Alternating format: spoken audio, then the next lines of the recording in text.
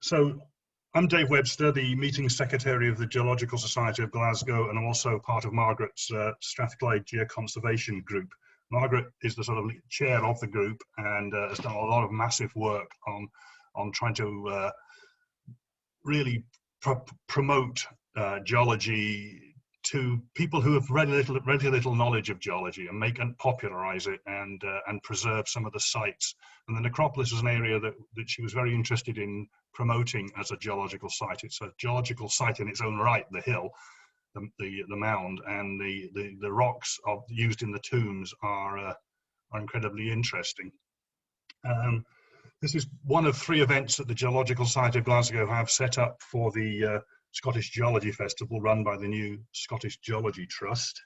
This is the last of our 3 talks. We did the Fossil Grove, we did one on the Braid Hills that Angus Miller did, and this is tonight. And we're recording them so that and Angus's talk is available for a few more days, and Margaret, this talk will be available for a few days for those who want to just catch up on it. Hello, can you hear me now? I can hear you, Margaret, yes. Right. Do you want to just say something now? Yes, I'm using my iPad rather than my laptop, so we'll still have to go through your pictures. And unfortunately, it's the old slides, so there's some bits will be missing. But I can start now, but you'll have to move the slides forward. Margaret, just tell me when you say next slide, and we'll just see what comes up, because this was a presentation you and I went through a few days ago. So as you say, it's not the most up to date, but it's better than nothing. Okay. Just tell me when to click, yeah? Right, okay, click now, and we'll go to the next slide. Right, this is just an introduction to the talk. If anybody wants to know anything about the actual people who are buried in the necropolis, I suggest you purchase the book Afterlives, and I'll give you a bit more details at the end of it. As David's probably introduced to the fact that the Strathclyde Geoconservation group with David and quite a few others with the help of them, we've written this book. And if anybody wants a copy of it, they can get in touch with me. Now, I've divided this talk into sort of 3 sections: the history, the geology, and the walk. And I'd like to start off, a lot of the information that everybody's used comes from a book that was actually written in 1857 by somebody called George Blair. It's called The Biographic and Descriptive Sketches of Glasgow Necropolis. And I'm just going to read the introduction. If anybody's not hearing me, just please shout out. He says, this is, as I say, in 1857. The necropolis may be justly regarded as the Westminster Abbey of Glasgow. It is to this city what a beautiful cemetery of Père Lachaise is to Paris. Almost all our most eminent fellow citizens who have been called to their rest within the last quarter of a century are either interred within its hallowed precincts, or are they represented by cenotaphs reared to their memory. Some of them as tributes of private affection, others as tokens of public respect. Added to this consideration, the natural beauty of the rocky eminence, crowned with its monumental terraces, its claims to distinction as the first ornamental cemetery in this country, its close proximity to the old cathedral and to other objects of antiquarian interest, the ready access to it from the city, and the noble view which it affords of the surrounding country. Reader, it is a favourite resort of our citizens, as well as a principal attraction to strangers visiting Glasgow. And strangely enough, it's still a principal attraction. So one of the interpretations of the name Glasgow is the place of the grey rock. So if we look at the next slide. Yep. Next slide. Right, this is an old map from 1882 of the area of necropolis, and necropolis is sort of the highest point in Glasgow, and it's a grey rock. So this was one of the suggested names of it. It was bought by the Merchant's House in 1650, and it was plots of land were viewed as quarries. So there's a few different quarries at that time. quite a few small quarries. The western side was planted with fir trees, and it was called Fir Park at that time. But at the beginning of the 1800s, Glasgow became quite an industrial city. So a lot of the trees more or less died out because of the pollution. As you'll see, that the quarry is called the Ladywell Quarry. There is actually a Lady Well, or Our Lady's Well, which dates back to medieval times. And the wellhead was rebuilt by the Merchant's House in 1835. And there still is a small well at the side of the necropolis opposite Tennant's Brewery. If we look at the next picture, this is the Lady Well. The well itself is a sort of artesian well. It's one of those wells that springs up between two different types of rocks. So there's the sandstone and the dolerite of the sill, and that's where the water came from. Obviously, once they got water from Loch Catrin, the well wasn't much use, and also I think there was a bit of pollution from some of the bodies, so it's been capped, no longer used. If we go to the next picture, can't remember. Right, this is a bit of the geology. The necropolis itself was opened in 1833. There are actually 3,500 monuments in the necropolis, and 50,000 individuals are buried in it. This talk, as you can see by the number of dots, only covers about 20 different monuments. The book on afterlife covers about 150, but we're looking at monuments because of the rock they're made of rather than the people that are lying in them. The hill here was created when a layer of magma intruded into older rock. It's called a sill, obviously. It's compared to Salisbury Crags in Edinburgh, not quite as impressive, but it's our Salisbury Crags. It's been radiometric dated to the early Permian, about 273 million years ago. And it's been intruded into upper Carboniferous sandstone of approximately 3,005 million years ago. This sandstone, this Carboniferous sandstone, has been extensively quarried all around Glasgow. A lot of the buildings in Glasgow are seen of it, and some of the buildings, some of the monuments in the necropolis as well. The only place you can actually see the sandstone is in Wisher Street, which is, you can see, divides right in the middle of this picture. So the next slide has got, I hope, yes, this is the bit of sandstone you can see. It's quite messy. It's slumped. It's got some cross bedding. It's pretty sort of scruffy, and it's only can be seen under the Bridge of Sighs, which is the bridge that goes from the cathedral across into the necropolis.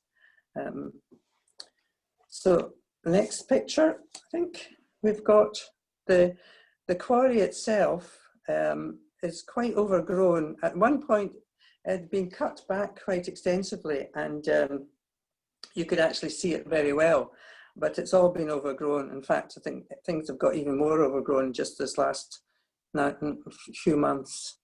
The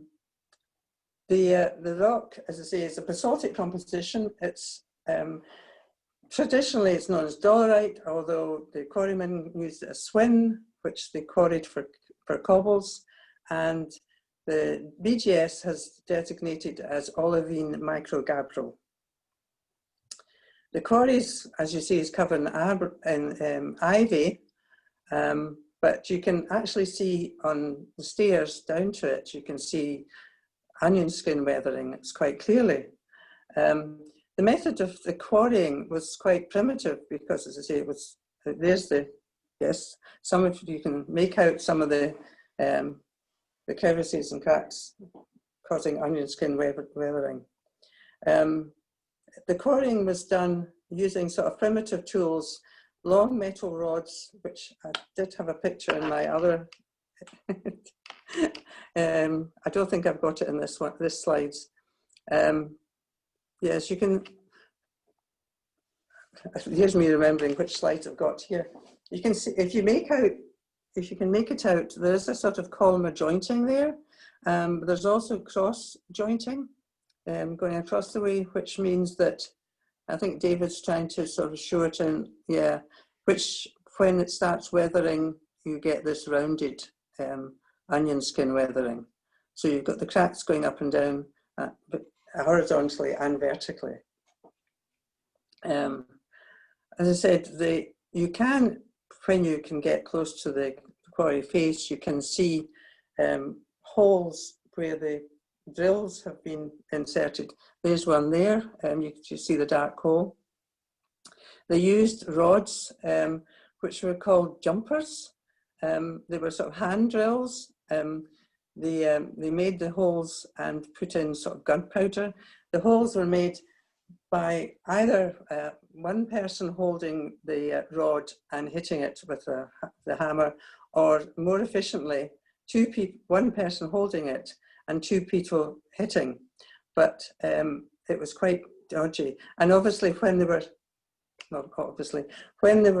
drilling, they would turn the rod in the space to sort of create a very, very primitive handheld drill.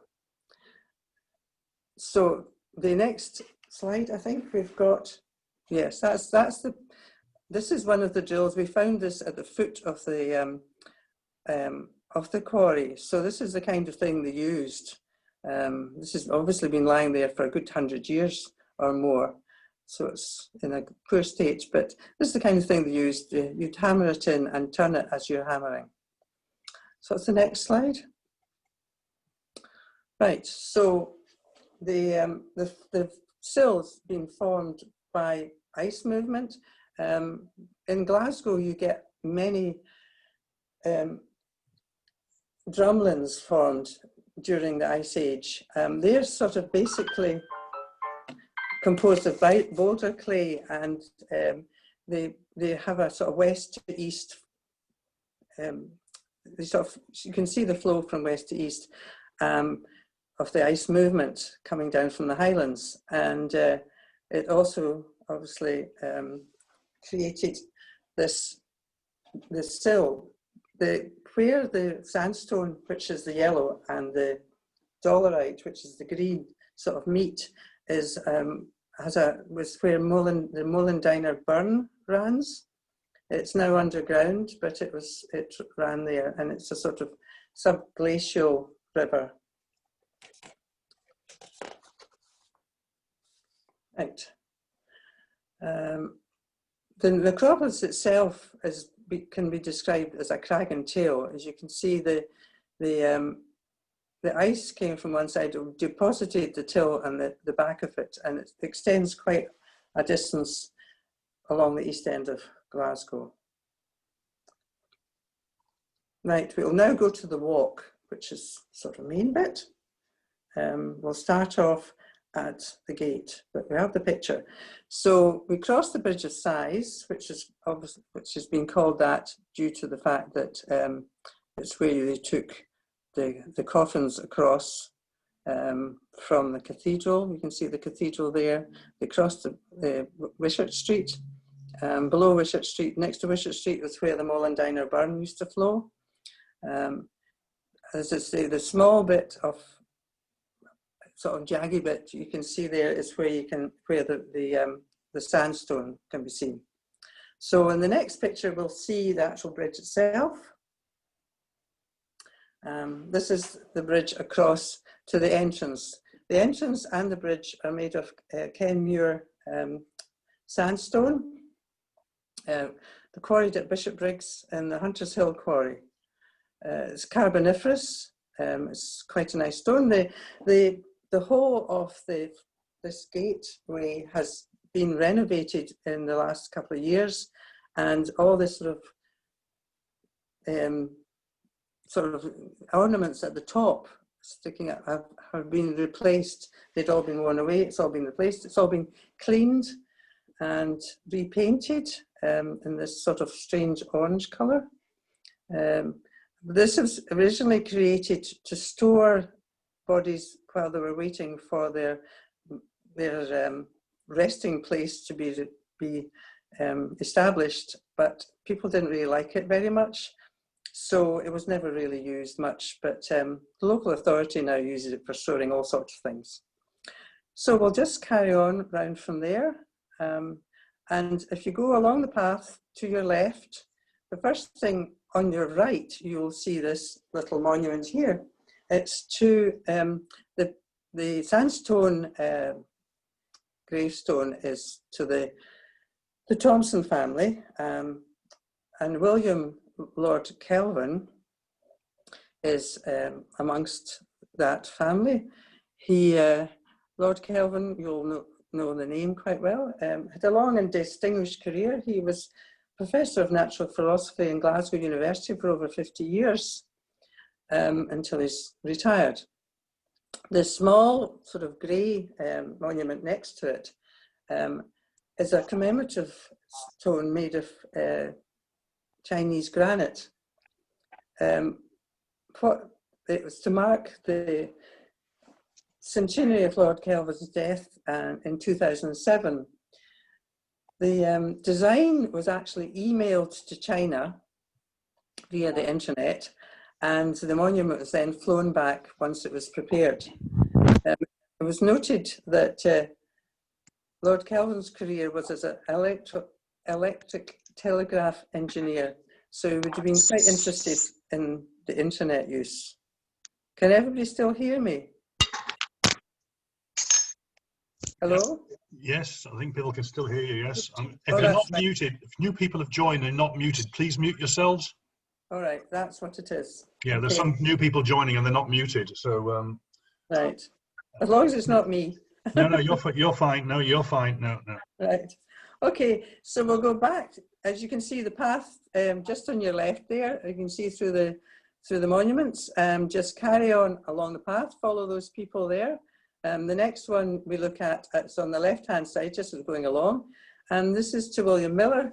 He's in an Aberdeen granite, a nice grey granite. He wrote the poem Wee Willie Winkie. I will not recite it just now, but I'm sure most people know it themselves. So once we've passed him, we carry on up the path. So next slide. Carry on a bit further up the path. Right. So we get to this, don't follow that lady, just go up those stairs to your right. And if you go up 2 flights of stairs, you'll come to this rather sort of striking monument at the top. This is to the Right Reverend Ogilvy Beattie. It's a sandstone monument that's designed by Alexander Greek Thompson. And the base of it, which is, you can see in the next one, he has designed, is described as cyclopean masonry. It's a term used to describe a type of working of unusually large blocks of rock without using mortar, and usually used as for fortifications. So it's just a sort of extra design on this monument. So once we've had a good look at that, we turn round and we go along the path. Now we can go the next one. Right, you can either go along the path which is in front of the monument, which is a bit of a scruffy path, or you can go up the next set of stairs. You can go up the next set of stairs. Next slide, there we are. And you go along this slightly better path. You still end up in the same place if you go to the next slide. So we'll come up the stairs you can see in the distance, and you come to this striking monument that you can see at the top of the hill. Sorry. Okay, next one. Thanks. Yeah. So we see where we are now. We've gone along, we've passed number 4, and we're just going along this path to number 5. And number 5 is the man in there that's being sort of commemorated is William Ray Wilson. It's a sort of nice sandstone from the Binney Quarry in Hall, West Lothian. And it tends to have a speckled appearance due to bitumen within it. So it's, again, it's a carboniferous sandstone. So you've got you've got your coal measures quite close to it and bits of bitumen. I'm sure somebody at the end of this will tell you much more of intimate geology than I'm telling you. But at the moment, we're just looking at the different monuments. So next to that, just right next to it, is the next monument, which is it's for John Holdsworth of Cranston Hill, and the two figures on either side are carved out of Carrara marble. And if you look in through the gate, you see the third figure in through the gate. Next picture. So the figures are faith, hope, and charity. This one is faith, the one on the inside. Hope and charity are the two on the outside, left and right. Now, the first time we went up and looked at all those monuments, faith and hope, no, hope and charity, sorry, were pretty dingy, but they've been nicely cleaned up by friends of the Necropolis, and so they're really bright and shiny. But if we turn our backs to them and look at the next monument, it's not quite as clean. And this is Mr. Tennant, who's a chemist. He's also carved in Carrara marble, but obviously you can see not very clean. And he probably had a lot to do with the pollution in Glasgow with his factories, his chemical factories. The acid rain which is produced has not done his face much good. A bit of it's lost. So yeah, this is an example of the pollution that it had in Glasgow. In fact, when we think back to that preface from Mr. Blair in 1800s, I don't know how well he could see the hills surrounding Glasgow, because I imagine the whole place is pretty smoky and grimy. Anyway. Margaret, is Carrara marble Italian? It is Italian, sorry. Yes, from Carrara, in the north of Italy. Yeah, it's Carrara marble from Italy. So after you've looked at Mr. Tennant with his carbon back, we're going to look now at this John Knox. He was put up, actually before the cemetery opened, he was put up in 1825. And he has a great view over Glasgow. And there's various, if you stand up next to him, you can have a look round Glasgow. So if you look at the next one of the views you get, this is the Glasgow Windmill. This is on Cathkin Braes. And if you go along to the right of that, hopefully the next slide will show the Whiteleys Wind Farm. So you can see, you know, this is other things you can see in the distance. The next slide, which is the, right, looking over the top of the infirmary, the Royal Infirmary, we're looking now to the Campsies, and on the left there you can see Dumgoyne, a volcanic plug. And then if you go to the east, the next one, looking over Celtic Park, you're looking towards Lanarkshire, the hills in Lanarkshire. Whether we can see Tinter Hills, I'm not sure. Seemingly looking north, on a very, very clear day, you can see Ben Lomond, but I've never been up here yet to see anything clear enough, and this is about the best I've been able to get. But you do get a good view, and you do get the idea that Glasgow is more or less surrounded in hills. Anyway, so next slide. Yeah, we're back to Mr. Knox looking down onto the next one. Next one. Are we frozen? Ah, David, next slide. There we are. Okay. Phew. So this is John Ewing, a Strathclyde's tomb, red Peterhead granite. The base is a grey sandstone. You can see The unpolished part of the Peterhead granite is where there has been a plaque which has lost. A lot of the gravestones have lost plaques either by, yeah, probably some of them are bronze, so I should imagine they've been sort of attractive to certain people. So when you look closely at this, you can see the difference between a sort of unpolished granite and the polished granite. It gives you a good contrast between the two. Just across from him is this one of Thomas Brown. The sandstones from Craigend Quarry near Mugdock. You can see how badly weathered it is. There's an awful lot of the other sandstone gravestones, really quite badly weathered. You've lost all this sort of the lettering in them. Again, it's the acid rain, which affected a lot. Some sandstones seem to be worse, more susceptible than others. Maybe it depends on the composition, the porosity, not quite sure. But this is one that's sort of deteriorated quite a bit. So going downhill from there, we've gone to this gentleman, Reverend William Black. He's lying on a sandstone, but below that, the main part of it is Carboniferous limestone, Shelly Carboniferous limestone. Now, this one caused us a wee bit of head scratching when we were sort of putting the book together, because the original text, or the text that we got from Afterlife, was that it was a Jurassic limestone. But looking at the shells, there's definitely no way they're Jurassic, they're definitely Carboniferous.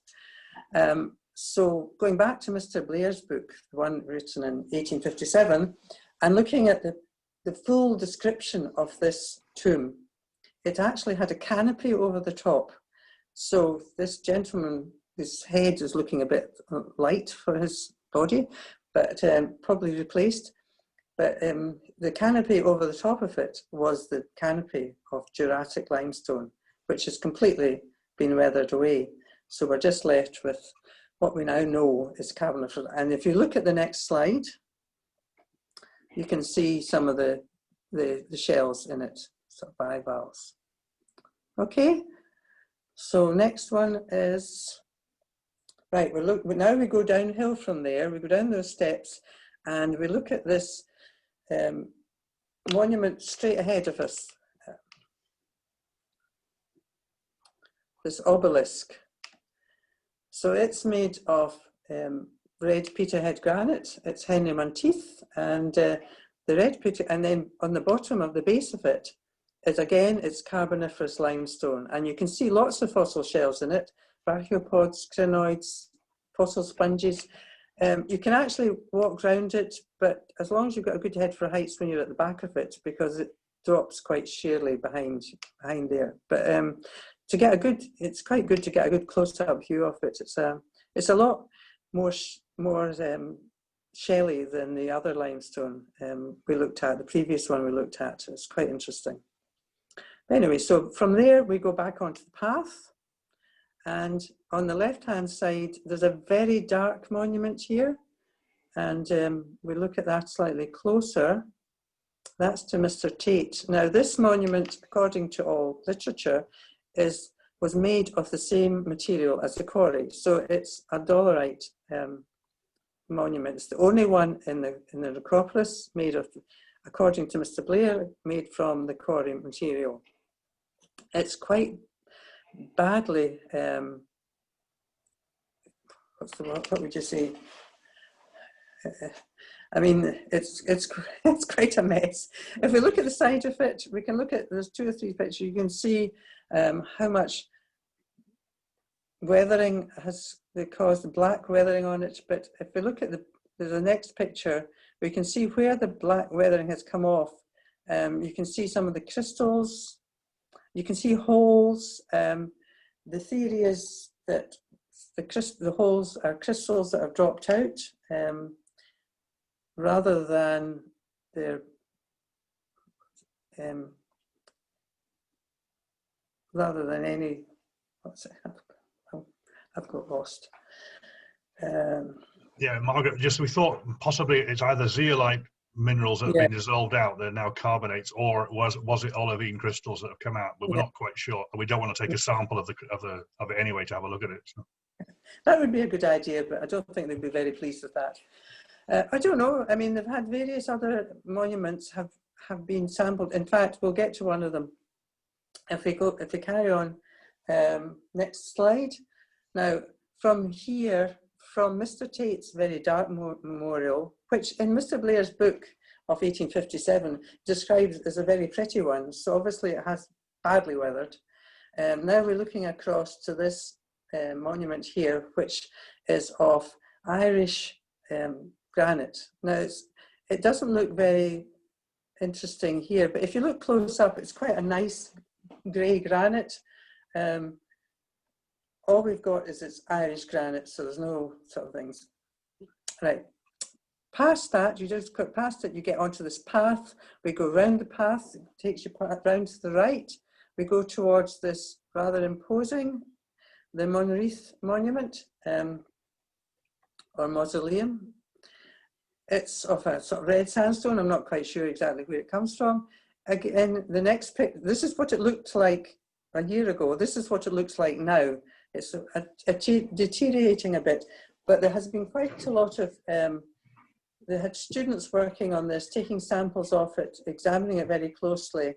It's deteriorating quite a bit. It's got the black, again, the black layer of soot on it, but where the black layers come off, the sandstone itself is really crumbling quite badly. And it is on the edge of a cliff. So it's a wee bit precarious at the moment, but it's a very interesting one to look, and you can go right round the back of it and really look at it. So once you've seen that one, you go back along the path. Now this is where our slides deviate a bit, because what we do, this is taking you down the side of it, down to the quarry. The alternative way is to go back along the path and down a set of stairs that take you down to the quarry. But here we're walking around the back of the Monteith Monument. You can just see it up on your left. And here we go. So we're at 15. So what we're doing is going down that path there. But if David can show us where number 16, if you go back along the track to 16, that takes you to the top of the stairs. And then you can go back down to those two. Now those two, unfortunately, are missing from the set of slides. But if we go back to the slides, this is us going round towards the quarry. Yeah, next one. So at the bottom of the stairs, this is the stairs you come down. At the bottom, you can see this red monument you can see in front of you. It's one, we haven't got a close-up of it because this is the older set of slides. But this is we reckon this could be Argentinian granite. If you look at it closely, it's a much coarser red granite than either the Peterhead granite or even the Ross of Mull granite. It's really quite coarse, and it looks very similar to some of the granites which we know, which are in the city centre, which we know are Argentinian. Unfortunately, again, what's missing is the next monument, which is along at the end of this row. No, it's further along than that. It's right at the edge of the picture, and we can't see it. And unfortunately, it's a really interesting, it's the most interesting coloured granite in the whole of the necropolis, because it's got a sort of purplish tinge into it. I don't think we can show that at all. What's the next slide?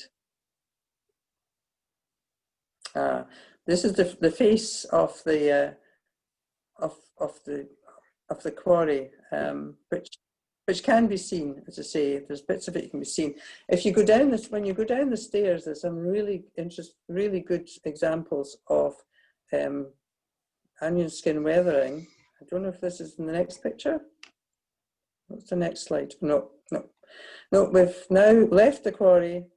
We've gone back along the path from the quarry, and we're going downhill. On the left, you can see sort of buried there. There's a rather sort of dull-looking building. It's I'm trying to, where am I? It's to Davidson of Ruck Hill. It's actually blonde sandstone from Craiglan's quarry, which was outside Troon in Ayrshire.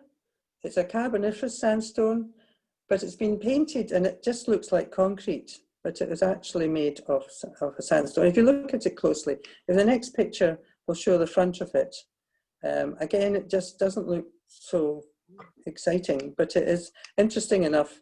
Interesting in the fact that it's from an Ayrshire quarry. Not many others have come from that area. So we go back onto the path from there and up this to your right, slightly up to the right, and to this magnificent mausoleum of Aikens of Dalmok and red Peterhead granite pillars.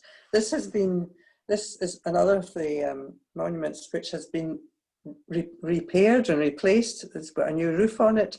The path that we saw coming up to it is a new path. The gates have all been fairly recently painted. So it's one of the ones that's been sort of kind of replaced. The Friends of the Necropolis try and sort of do a lot of work in the necropolis, but obviously they need money to do a lot of the work. Some of them, like the Monteith Monument, the sort of rather spectacular one we looked at, they've had students from the university doing sort of, in-depth studies on it. But this one, as I say, they sort of cleaned up and painted up. So just right next to it, that's just right next to it. You can actually see more parts of the quarry. The Aikens Mausoleum is actually directly on your left, looking at this picture, and this is parts of the quarry, some of the older gravestones there as well. So then you retrace your steps back down that wee slope and just keep going downhill and round the corner, and you end up at the front gates again. And so that's your tour around the necropolis. As I say, Afterlives was written by Ruth Johnson, Chair of Friends of Necropolis. If you go on to the site, Friends of Necropolis, you can order that book if you wish. It's quite, if you're ever going to Necropolis and you want to find out more about the people that are buried there, it is quite a useful book to have. The Geological Trail, which obviously this is based on, if you wanted a copy of that, you can email me, Margaret Greene at btinternet.com, or you can request it through the meeting secretary, whatever, they will get in touch with me. It's free. Afterlife isn't free. As you can see, it costs £12 with postage packing, but the booklet is free. I've got plenty of them just now because what with COVID, we can't get rid of them anywhere. So you're welcome to have a copy. This lecture was always going to happen at some point, but because the Scottish Geology Trust are holding their Geology Festival, we decided to hold it at that time. I'm really sorry that we've had to do it this way, and my slides have sort of, my internet connection is so poor that I've had to sort of compromise, but I hope this gave you a glimpse into what's happening in the necropolis. And anytime you want to go and have a wander around it, you'll really enjoy meeting all the other people, all the other inhabitants of the necropolis. We're getting to them quite well because they've been there quite often. Okay. Margaret, millions of thanks. That was brilliant. What I'm going to do is people can put some questions in the chat line. While they're doing that, I've got photographs on my laptop of the purple granite, so I'm going to try and just show that. But people can just put some chat in, and I'll try and screen share and find the purple granite for you. Yeah. Right. Good. Okay. Yeah. So I'll probably stop the screen share here and find another one. Okay. Okay. No problem. But people chat away on the typing and type some questions for Margaret. I'm sure you've got lots to talk about. Talk amongst yourselves. Oh, am I muted? Do you want something? No, I'm fine. Yeah, if I could have emailed you the picture of the.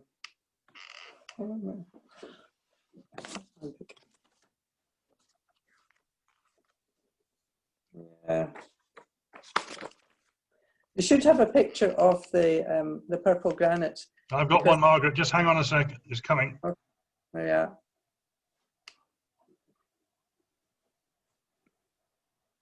It's also quite an interesting monument to look at because of the carving on it. It's got some really interesting looking carving.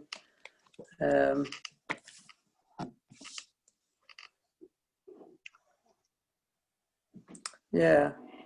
Yeah, we've got some sort of pinky orange sort of feldspars, and then there's some. I'm not sure what this, whether this purple colours are purple quartz, like possibly. Yeah. Yeah. Yes, I've asked various people if they could if they have any idea what it is, and nobody's come up with anything.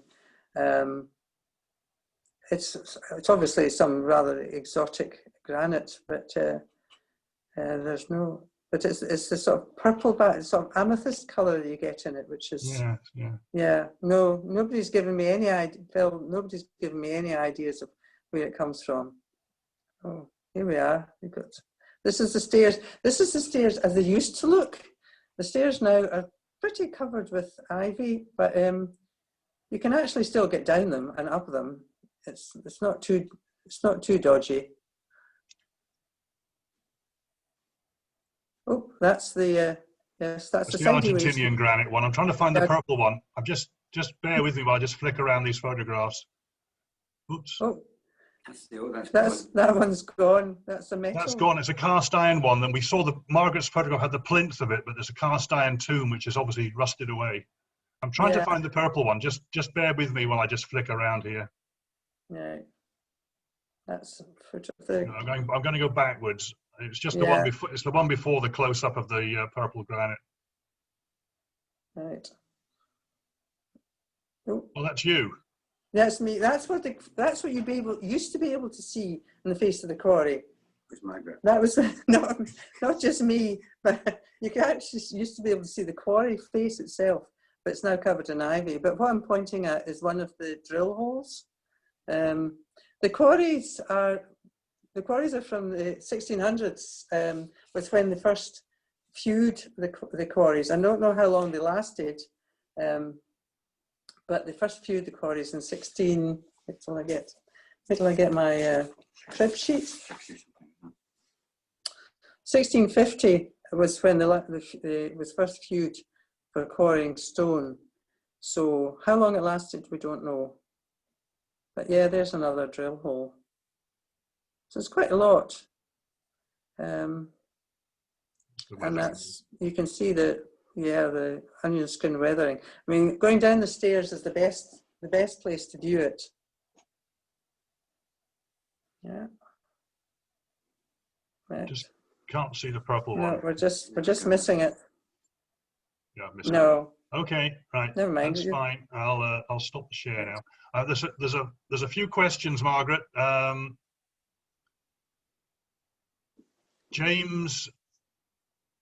You can't see his second name, says the red granite could be, that you thought was Argentinian, looks like the Coriani granite from Aberdeenshire. So, well, it's very coarse. I don't think I've ever seen any granite as coarse as that from Aberdeen. I don't have a close-up picture of it, but it's a lot coarser than any of the other ones. But it could be, I don't know. I'm not debating the fact. Okay. I mean, I got Peterhead and Mull of. Well, if somebody has got a picture of this Coriani granite, send it to Margaret, and we can compare and contrast it with the red granite in the quarry. That's a good idea. There's a question, Margaret, about. I think you probably said it at the beginning, but someone's asked about what date the quarry is from. Well, it was 1650 was when it's first viewed, but it was not one quarry. It was a lot of different quarries at that time. But it's only when you get that the maps from 1800s that it shows you as one quarry. But when it was originally hewed, it was all different small quarries. Okay, someone's asked a question. Joy has asked a question. If this whole hill is underlain by dolerite, was there any difficulty burying people? Yes, I think there had been difficulty burying people. I think they had to sort of get into, you know, especially near the top of it, so they had to blast into the rock. There's a sort of thin layer of till on top of it, but I think some of the mausoleums were actually they had to dig into the dig quarry into the natural rock. Yes, in fact, when you look at the entranceway, when you look at the gate, the front gatehouse, I mean that's obviously that's quarried into the rock. The bit they were going to put the bodies in, but never actually used. Okay. Yes. So someone said they'll send a picture. James has said he'll send a picture of the granite. Someone else has said the Glensander granite opposite Lismore is quite red and coarse. So again, I'm not sure who RMD3E is, but if RMD3E is, could send a photograph of or some information to Margaret about the Glensander granite, that would be nice too. I've seen Glensander granite. I know Glensander granite. It's not like Glensander granite. Okay, they are. There's your question answered. No, I've been in the Glensander quarry. Yes, it's not the same. I've seen it. So there's lots of questions here about the lion sculpture in St Andrew's Square, Edinburgh, is Coriani granite, but it's quite light pink, not dark pink. Yeah, I'm sure there's one of the buildings in Glasgow is Coriani granite, and it's quite a fine granite. It's not as coarse as that. Again, it's a coarser granite. The red granite of that monument is a coarser granite. The Coriani granite, I'm sure. Excuse me.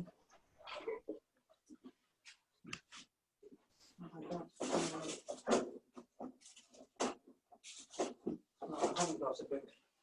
Yeah, I was thinking I might have the Building Stones of Glasgow booklet. But I'm sure we've got Coriani granite there. And I think the Coriani granite actually is the one that's used in the city chambers.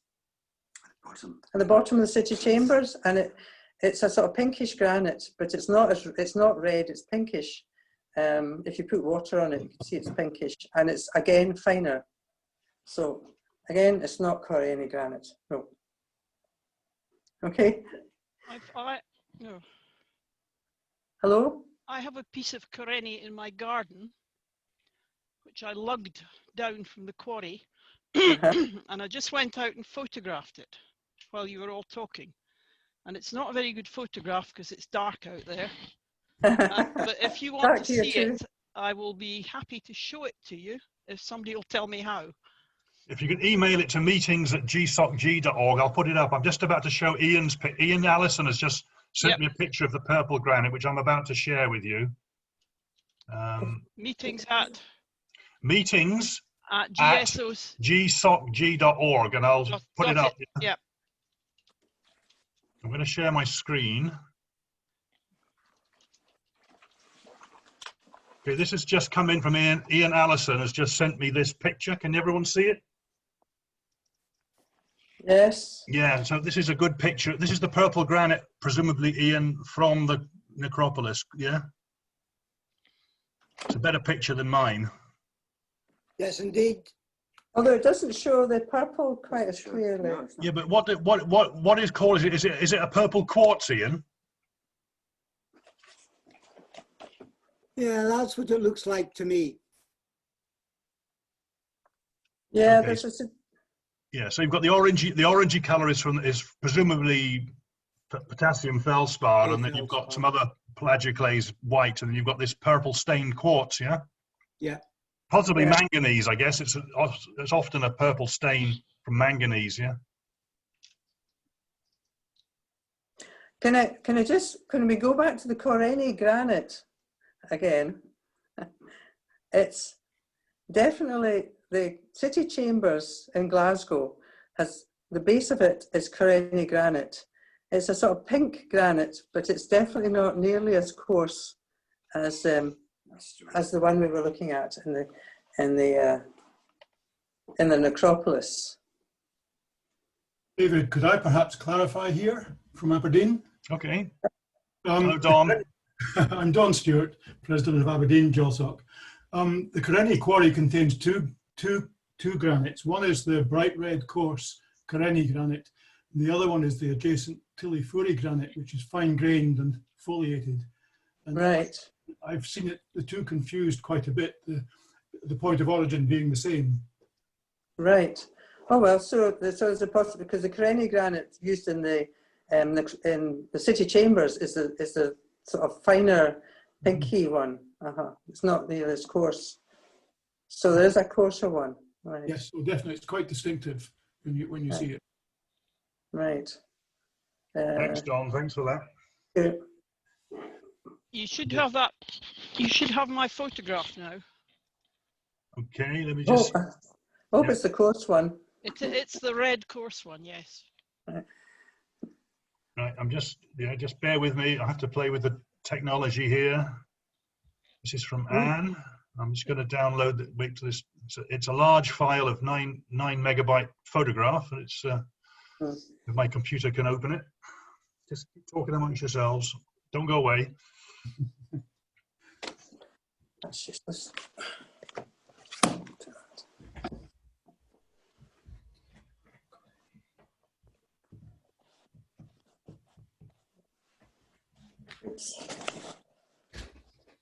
Oh, struggling to open my photograph at the moment. I've got the email open, but the photograph doesn't want to download. But I'll just close it and open it again to see if I can. Sometimes that works better. Let me just try again.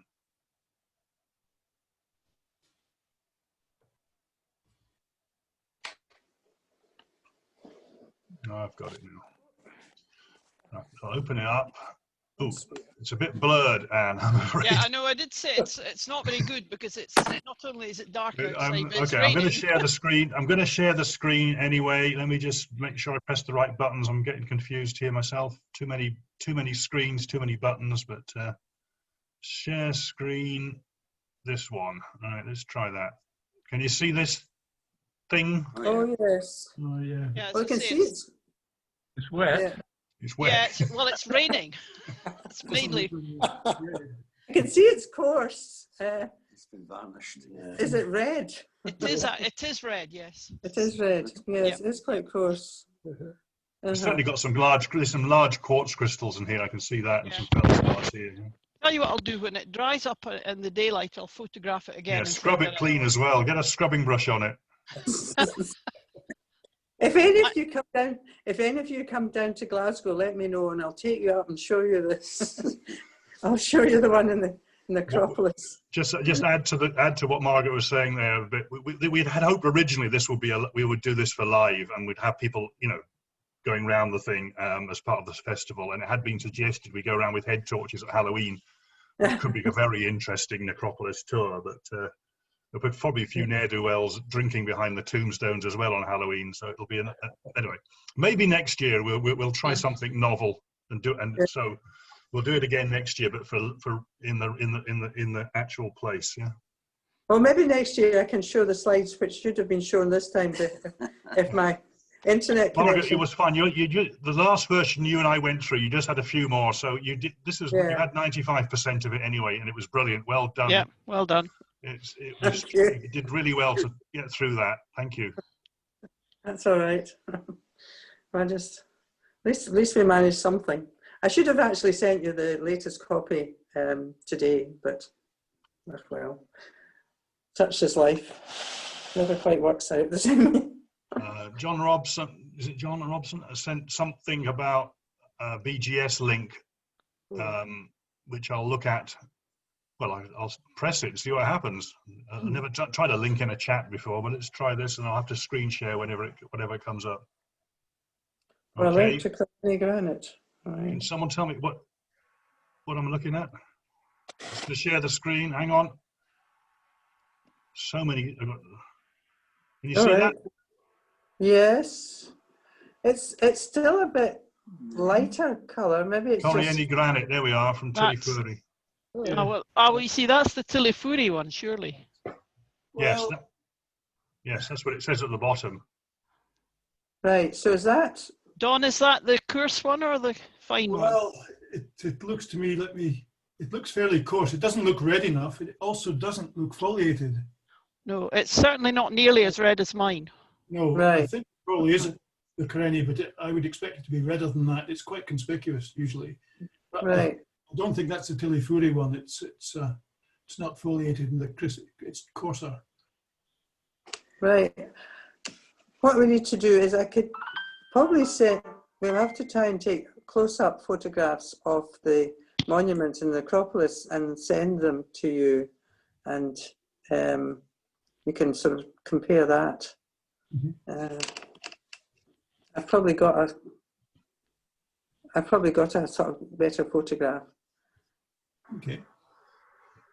Okay, that's all the questions I can see on the screen at the moment.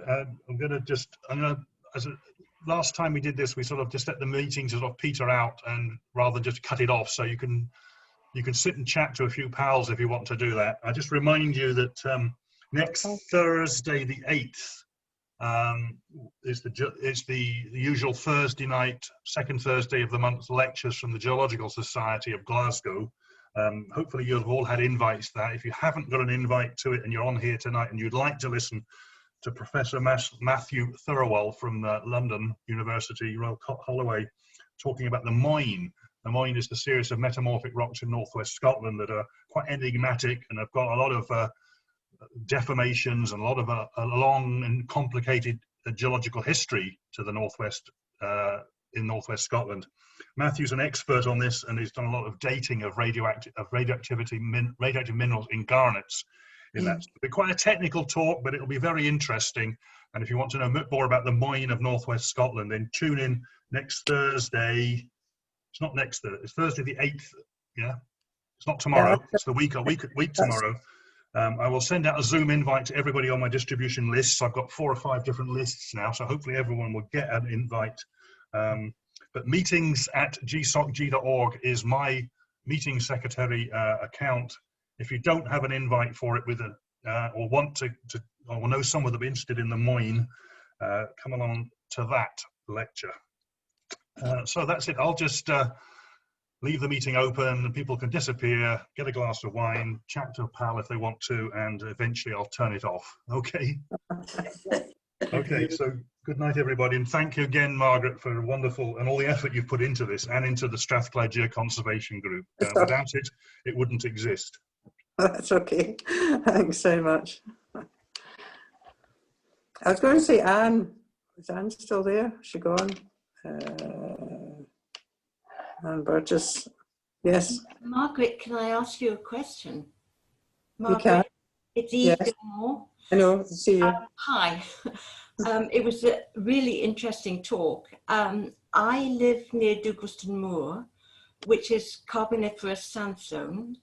Our house is built of Carboniferous sandstone, and I wondered how you had identified the particular quarry for the Carboniferous sandstone at the monument in the necropolis, because there are small quarries near my house, Duglaston, which by folklore are for monuments on the necropolis. But I just wondered how you had identified the actual quarry. Yeah, I myself have not identified any quarries. I just wondered if it had been by historical documents. Yes, it is. It's the book that was written in 1857. Some of them, he describes a lot of the monuments within the necropolis, and some of them he's actually described where the stone comes from. But unfortunately, not all of them, just a few of them. So, so the only ones I've picked out are the ones that have been described in that book. And apart from that, we haven't been able to find any other method of finding out exactly where the different sandstones have come from. But I reckon a lot of the sandstones have come from fairly local. I mean, when you think that it was opened in the 1830s, it's not going to be bringing sandstone from any distant parts up to the things. So could quite easily be there. Because a lot of the quarries around Milgai supplied the reservoir when the reservoir was built, and they've been linked by some, is it mass spectrum? I'm not a chemist, but I gather some chemists have taken scrapes from the stones and identified the actual quarries. And I just wondered if you knew anything. I don't, but my husband does. It'd be very nice if somebody from BGS came and scraped some of the stones in the necropolis. Whether they'd be allowed to scrape. I think Historic Scotland are quite a database of sort of matching rocks and to sort of for the stone conservation. So we maybe be able to tap in a bit more, Margaret, to the BGS and Historic Scotland's databases and information, just to tie a few loose ends up. Be quite good. You know? I mean, I know that BGS did a survey of a lot of the sandstones in schools and churches around Glasgow, and I've got a list of where they came from, but nothing specifically to do with the necropolis. Right. I know they did a number around Milngavie to do with the reservoir, because obviously the reservoir is such an important world renowned place, and that is all sandstone. And the quarries there were not Mugdog, but they were Craigmally Moor and somewhere else, Duguston as well. I'm just interested. Hi, Margaret, this is Ian Roll here. I much enjoyed your talk. I worked at Glasgow University for 24 years, always wanting to go to the necropolis, and quite often it wasn't open in those days. This is decades ago. So I was delighted to hear your talk and have that personal guide to the necropolis. I don't think I'll be making it anytime soon myself. So thank you very much. All right, thank you. Yes. Thank you, Ian. I'm glad to be able to take people a walk around the necropolis when they couldn't actually walk around the necropolis. It's quite an interesting place to go. Any other? Yeah, actually, if Anne Burgess is still there. Yeah, I'm still here. Yes, I could. I don't know if I've got your email address. If I find a close-up photograph of that monument, I'll kind of send it to you, and you can have a look, see if it compares with your rock in your back garden. Yeah, fine. Okay, I'm sure I've got your email address somewhere. Well, it's just my name, ann.burgess@btinternet.com, so it's quite easy. Ah, right. Okay, so a dot in between. Yeah, same as yours, but with a dot. Same as mine. Yes. But no more pictures of the Carboniferous fossils in that monument, have you? I'm just finding one here. Hang on a second. Yeah, the picture, the only picture. Yeah, the one I had was pretty poor, but it's the photograph I used there. Yeah, that's the other monument. That's the one with the big call it Canopy. No, not canopy. That's the one with the sort of the monolith, the tall one, and there is quite a what's obelisk. Yes, that's the one with the obelisk, and it's got a lot more. You can see a lot more of the fossils in it than you can in the one I showed you. You can see crinoids, you can see bivalves, and somebody told me you can actually see sponges. That's the other one, but it's not nearly as good. It's the one below the obelisk, the Peterhead granite obelisk, that's the best. It's got the best examples of the Carboniferous shells. I mean, some of those might be productives, the curved ones. Could be, yes. And the strongly ribbed one looks like a spiriferid brachiopod. Right. One of those in your photograph. Yeah. I know if David could go back to them, he's going to have gone to.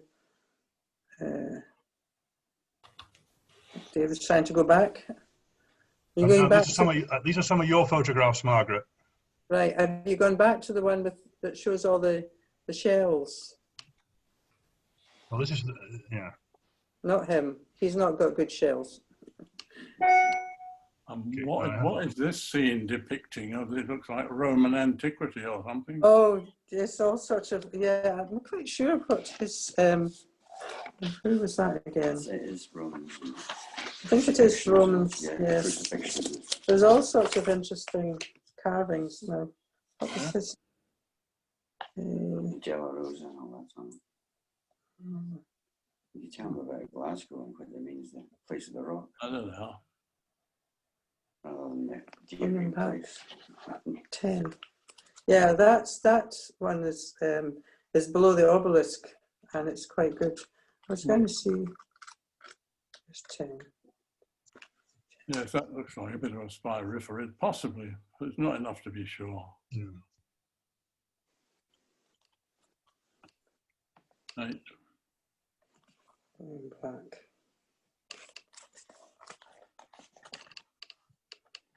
I'm just trying to see.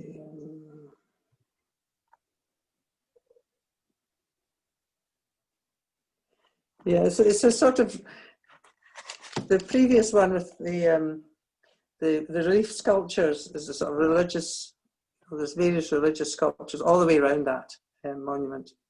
But this is quite interesting, and you can walk right round the this base if you're feeling brave, and get a good view of lots of different shells. Mm-hmm. Can you see that picture there? That's the purple. That's the purple granite one. No, we're looking at the Shelly Limestone at the I know. moment. No, I'm looking at the wrong one. I mean, okay, I'm just trying to. Okay, different photograph. Different photograph. Ah, yes, that's the one with the purple. That's the one that Margaret didn't have in the presentation, which was the purple granite. That we've seen lots of close-ups of it now, but that's the actual monument. Yeah, it's a really nice design too. Nice story on it as well. It's got a nice story if we can read it.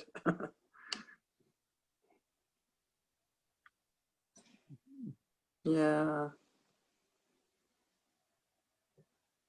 Okay. All right. I think I need a bigger screen. Okay. Any more chat? Anyone want to say anything else?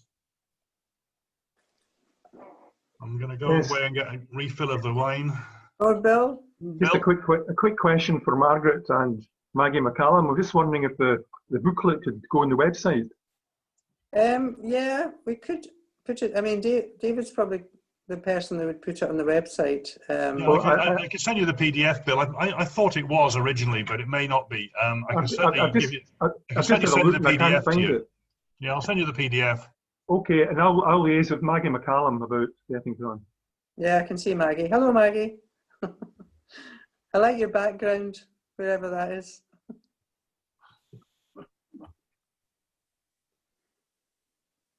Yeah, I mean, we originally printed quite a few hundred copies of it, and we left. I think Margaret left quite a lot in the Museum of Religious Life and things for people to pick up. Yeah, is that right? But now we're not doing. Yeah. Yeah, I left them in the cathedral. The cathedral took them really happily, and I was going to fill the place up for Easter this year, but obviously no chance of that. So hopefully I can get rid of them. There's actually, going through this walk, I've discovered a couple of sort of slight mistakes in spelling of names. So once I get rid of this lot, we'll print another lot, hopefully. If anybody wants a copy, welcome to it. I would like a copy, please. Yeah, well, I was sending you a PDF anyway, Bill, but if you just, I think Margaret but I want a printed copy as well. I think Margaret would appreciate a stamped addressed envelope. Right, I'll send you one. Yeah. A5. It's A5. It's A5. As long as it's an A5 envelope with a sort of large letter stamp on it. Yeah. I don't think you don't need a large letter stamp in an A5 envelope. Okay, right, normal one. Yeah, it's only a 16 page. It's not a thick brochure. Right, we'll do that. That sounds good. Thanks. Could you add me to the list for a PDF, please? A PDF rather than a booklet. Rather than a booklet, yeah. I'll stick it. I can put it in my tablet and then use that instead of. Send me your email address so I know who you are, how to send it to. Bill's going to put it on the website, which means people can download it. Oh, that's fine. I'll do that then. That's, okay, that's, right. Yeah, that's fine. It's easiest way, yeah. Yep, okay, Just- no problem. Maybe just a last note. That was a fantastic talk. Thanks very much. That's all right. If anyone's in Aberdeen occasionally, you go in the art gallery. There are some fantastic granite columns, 100 years old plus, inside the art gallery. And there's good examples of Coriani in there. All Maybe right. the Tillyfooty Coriani, I'm not sure. But anyway, it's worth a look if anyone's in Aberdeen. Okay. Okay, well, next time in Aberdeen, I'll try and remember.